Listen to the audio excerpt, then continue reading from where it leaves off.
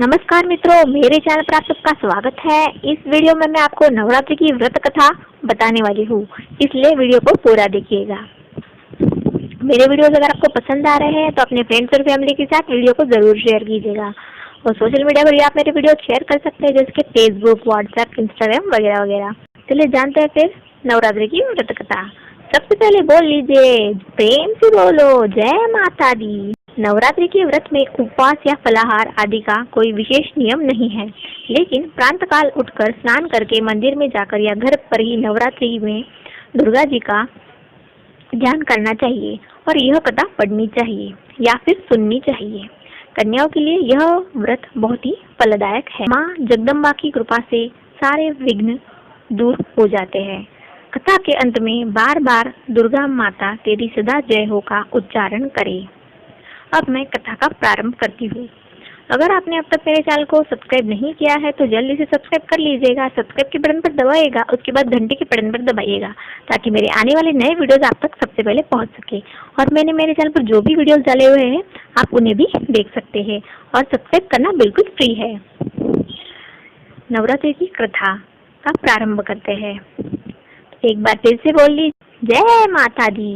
बृहस्पति जी बोलते हैं कि हे ब्राह्मण, आप अत्यंत बुद्धिमान, सर्वशास्त्र और चारों वेदों को जानने वाले श्रेष्ठ हो। हे प्रभु, कृपा करके मेरे वचन को सुने। चैत्र, अश्विन और आषाढ़ मास के शुक्ल पक्ष में नवरात्रि का व्रत और उत्सव क्यों किया जाता है? हे भगवान, इस व्रत का फल क्या है? इसे किस प्रकार करना उचित है? और पहले इस व्रत को किसने किया था? आप सब कुछ विस्तार में कहिए।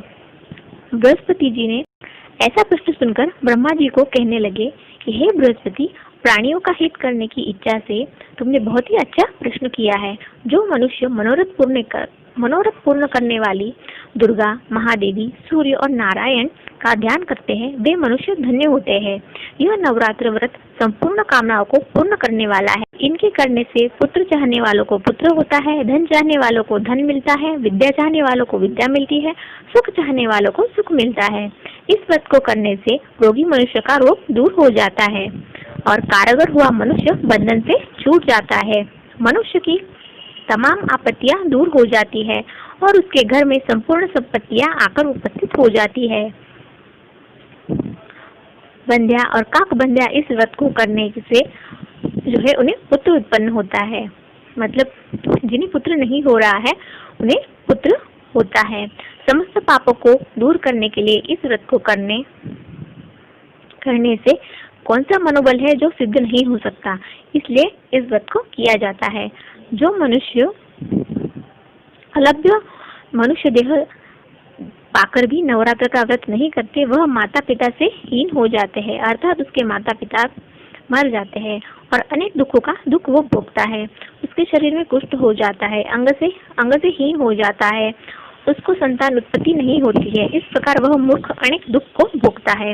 इस व्रत को न करने वाले निर्दयी मनुष्य धन और धान्य से रहित हो जाता है, भूख और प्यास के मारे पृथ्वी पर घूमता है, गूंगा हो जाता है। जो विधवा स्त्री भूल से भी इस व्रत को नहीं करती, वह पतिहीन होकर नाना प्रकार के दुख भोगती रहती है। यदि व्रत करने वाला मनुष्य सारे दिन का उपवास न कर सके तो एक समय का भोजन करे। उस दिन बांधवों के सहित नवरात्र व्रत की कथा करे। हे बृहस्पति, जिसने पहले इस व्रत को किया उसका पवित्र इतिहास मैं तुम्हें सुनाता हूँ, तुम सावधान होकर सुनो। इस प्रकार ब्रह्मा जी का वचन सुनकर बृहस्पति जी बोले, हे ब्राह्मण, मनुष्य का कल्याण करने वाला इस व्रत के इतिहास को मेरे लिए कहो। मैं सावधान होकर सुन रहा हूँ। आपकी शरण में आए हुए मुझ पर आप कृपा करें। ब्रह्मा जी बोले, विठत नाम के मनोहर नगर में एक अनाथ नाम का ब्राह्मण रहता था। वह भगवती दुर्गा का भक्त था। संपूर्ण सद्गुणों से वो युक्त था। सुमति नाम की एक अति सुंदर पुत्री उससे उत्पन्न हुई। वह कन्या सुमति अपने घर के बालकपन में अपनी सहेलियों के साथ क्रीड़ा करती हुई इस प्रकार बढ़ने लगी जैसे शुक्ल पक्ष में चंद्रमा की कलाएं बढ़ती है। उसका पिता प्रतिदिन दुर्गा की पूजा करता था, होम करता था। अगर उस समय वह भी नियम से वह उपस्थित होती थी। एक दिन वह सुमति अपने सखियों के साथ खेलने लग गई और भगवती के पूजन में उपस्थिति नहीं हुई। उसके पिता को पुत्री की ऐसी असावधानी देखकर क्रोध आया और पुत्री से कहने लगा, हे दुष्ट पुत्री, आज प्रभात से तुमने भगवती का पूजन नहीं किया। इस कारण मैं किसी कुष्ठी और दरिद्र मनुष्य के साथ तेरा विवाह कर दूंगा। इस प्रकार कुपित पिता के वचन सुनकर सुमति को बड़ा दुख हुआ। पिता से कहने लगी, हे पिताजी, मैं आपकी कन्या हूँ, मैं आपके सब तरह के अधीन हूँ, जैसे आपकी इच्छा हो वैसा करे। राजा, कुष्ठी अथवा और किसी के साथ जैसा तुम्हारी इच्छा हो वैसा विवाह कर सकते हो, पर होगा वही जो मेरे भाग्य में लिखा होगा। मेरा तो इस पर पूर्ण विश्वास है। मनुष्य जाने कितने मनोरथों का चिंतन करता है, पर होता वही है जो उसके भाग्य में उसके विधाता ने लिखा होता है। जो जैसा करता है उसको वैसा ही फल उसके कर्म के अनुसार मिलता है, क्योंकि कर्म करना मनुष्य के अधीन है, फल देवता के अधीन है। जैसे अग्नि में पड़े तृणादि अग्नि को अधीन प्रदीप्त कर देते हैं, उसी तरह अपनी कन्या को ऐसी निर्भयता से कहते हुए वचन सुनकर ब्राह्मण को अधिक क्रोध आया। तब उसने अपनी कन्या का एक कुष्ठी के साथ विवाह कर दिया। अत्यंत क्रुद्ध होकर पुत्री से कहने लगा कि जाओ जाओ, जल्दी जाओ, अपने कर्म का फल भोगो। देखे केवल भाग्य के भरोसे रहकर तुम क्या करती हो। इस प्रकार कहे गए पिता के कटु वचनों को सुनकर सुमति के मन में विचार करने लगी, हो, मेरा बड़ा दुर्भाग्य है जिससे मुझे ऐसा पति मिला। इस प्रकार अपने दुख का विचार करती हुई वह सुमति अपने पति के साथ वन चली गई। भयानक वन में कुशयुक्त उस स्थान पर उसने वह रात बड़े कष्ट से व्यतीत की। उस गरीब बालिका की ऐसी दशा देखकर भगवती पूर्व पुण्य के प्रकट हुई और प्रकट होकर सुमति से कहने लगी, हे दीन ब्राह्मणी, मैं तुम्हें प्रसन्न हो गई हूँ। जो चाहो वो वरदान मांग लो, मैं प्रसन्न होने पर मनोवांछित फल देने वाली हूँ। इस प्रकार भगवती दुर्गा का वचन सुनकर ब्राह्मणी कहने लगी, ये आप कौन है जो मुझ पर प्रसन्न हुई है?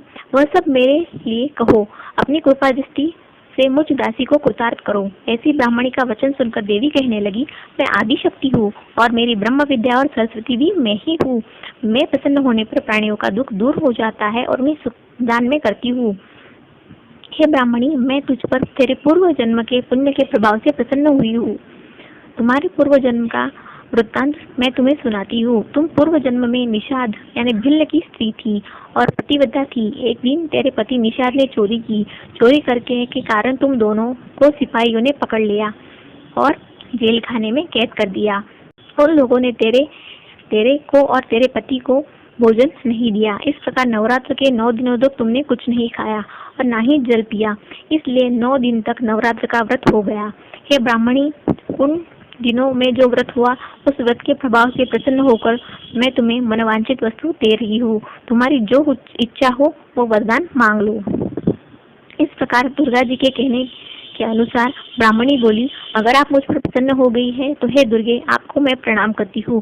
कृपा करके मेरे पति को कुष्ठ को दूर करे। देवी कहने लगी कि उन दिनों में जो तुमने व्रत किया था उस व्रत के एक दिन का पुण्य अपने पति का कुष्ठ दूर करने के लिए अर्पण करो। मेरे प्रभाव से तेरा पति कुष्ठ से रहित हो जाएगा, सोने के समान शरीर वाला हो जाएगा। ब्रह्मा जी बोले, इस प्रकार देवी का वचन सुनकर ब्राह्मणी बहुत प्रसन्न हुई। पति को निरोग करने की इच्छा से वो ठीक है ऐसे बोली। तब उसके पति का शरीर भगवती दुर्गा की कृपा से कुष्ठहीन होकर अति कांति युक्त हो गया, जिसकी कांति चंद्रमा के समान।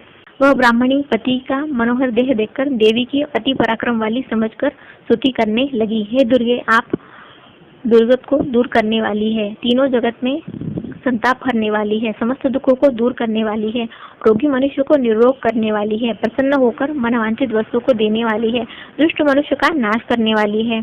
तुम ही सारे जगत की माता हो और पिता हो। हे अम्बे, मुझ अपराध रहित अबला की मेरे पति को कुष्ठी के साथ विवाह कर मुझे घर से निकाल दिया। उसकी निकाली हुई पृथ्वी पर घूमने लगी। आपने ही मेरा इस आपत्ति रूप समुद्र में उद्धार किया। हे देवी, आपको मैं प्रणाम करती हूँ, मुझ दीन की रक्षा कीजिए। ब्रह्मा जी बोले, हे बृहस्पति, इसी प्रकार उस सुमति ने मन से देवी की बहुत सरल स्तुति की। उससे हुई स्तुति सुनकर देवी बहुत संतोष हुई। ब्राह्मणी से कहने लगी, ब्राह्मणी, उदालय नाम का अति बुद्धिमान, धनवान, कीर्तिवान और जितेंद्रिय पुत्र तुम्हें शीघ्र होगा। ऐसा कहकर वह देवी उस ब्राह्मणी से फिर कहने लगी, हे ब्राह्मणी, और जो कुछ तेरी इच्छा हो वह मन वांछित वस्तु मांग सकती है। ऐसा भगवती दुर्गा का वचन सुनकर सुमति बोली, हे भगवती दुर्गे, अगर आप मेरे ऊपर प्रसन्न हैं तो कृपा कर मुझे नवरात्रि व्रत विधि बताइए। हे दयावंती, जिस विधि से नवरात्र का व्रत करने से आप प्रसन्न होती है, उस विधि और फल को मेरे लिए विस्तार से वर्णन कीजिए। इस प्रकार ब्राह्मणी के वचन सुनकर दुर्गा कहने लगी, ब्राह्मणी, मैं तेरे लिए संपूर्ण पापों का दूर करने वाली नवरात्र विधि बताती हूँ, जिससे सुनने से ही तमाम पापों को छूटकर मोक्ष की प्राप्ति होती है। अश्विन मास के शुक्ल पक्ष की प्रतिपदा से लेकर 9 दिनों तक विधि पूर्वक व्रत करे। यदि दिन भर का व्रत न कर सके तो एक समय भोजन करे। पढ़े लिखे ब्राह्मणों से पूछकर कलश की स्थापना करे। वाटिका बनाकर उसके प्रतिदिन जल से सींचे। महाकाली, महालक्ष्मी, महासरस्वती इनकी मूर्तियां बनाकर उनकी नित्य विधि से पूजा करे। पुष्पों से विधि पूर्वक अर्घ्य दे। विजोरा के फूल से अर्घ्य देने से रूप की प्राप्ति होती है। जायफल से कीर्ति, दाख से कार्य सिद्धि होती है। आंवले से सुख और केले से भूषण की प्राप्ति होती है। इन प्रकार के फूलों से अर्घ्य देने से यथाविधि हवन करे। खांड, घी, गहू, शहद, जौ, तिल, बिल्व, नारियल, दाख, कदम्ब इनके हवन करने से, गेहूं होम करने से लक्ष्मी की प्राप्ति होती है। खीर व चंपा के पुष्पों से धन और पत्तों से तेज और सुख की प्राप्ति होती है। आंवले से कीर्ति और केले से पुत्र की प्राप्ति होती है। कमल से राज सम्मान और दाखों से सुख संपत्ति की प्राप्ति होती है। खंड, घी, नारियल, जौ और तिल इनसे और तथा फलों से होम करने से मनवांछित वस्तु की प्राप्ति होती है। व्रत करने वाला मनुष्य इस विधान से होम कर आचार्य को अंततः नम्रता से प्रणाम करके व्रत सिद्धि के लिए उससे दक्षिणा दे। इस महाव्रत को पहले बताई हुई विधि से अनुसार जो करता है उसके सब मनोरथ सिद्ध हो जाते हैं। इसका मन में तनिक भी संचय न रखे। इन 9 दिनों में जो कुछ दान आदि दिया जाता है उसका करोड़ों गुना मिलता है। इस नवरात्रि के व्रत करने से अश्वमेध यज्ञ का फल मिलता है। ये ब्राह्मणी, इस संपूर्ण कामनाओं को पूर्ण करने वाला उत्तम व्रत तीर्थ, मंदिर अथवा घर पर ही विधि के अनुसार कर सकते हैं। ब्रह्मा जी बोले, हे बृहस्पति, इस प्रकार ब्राह्मणी को व्रत का विधि और फल बताकर देवी अंतर्धान हो गई। जो मनुष्य या स्त्री इस व्रत को भक्तिपूर्वक करता है वह इस लोक में सुख पाकर अंततः दुर्लभ मोक्ष की प्राप्ति उसे होती है। हे बृहस्पति, यह दुर्लभ व्रत का महत्व मैंने तुम्हारे लिए बताया है। बृहस्पति जी कहने लगे, हे ब्राह्मण, आपने मुझ पर अति कृपा की जो अमृत के समान इस नवरात्र व्रत का महात्म्य सुनाया। हे प्रभु, आपके बिना और कौन इस महात्मा को सुना सकता है। ऐसा बृहस्पति जी के वचन सुनकर ब्रह्मा जी बोले, हे बृहस्पति, तुमने सब प्राणियों का हित करने वाले इस अलौकिक व्रत को पूछा, इसलिए तुम धन्यवाद देता हूँ। यह भगवती शक्ति का संपूर्ण लोकों का पालन करने वाली है। इस महादेवी के प्रभाव से कौन जान सकता है।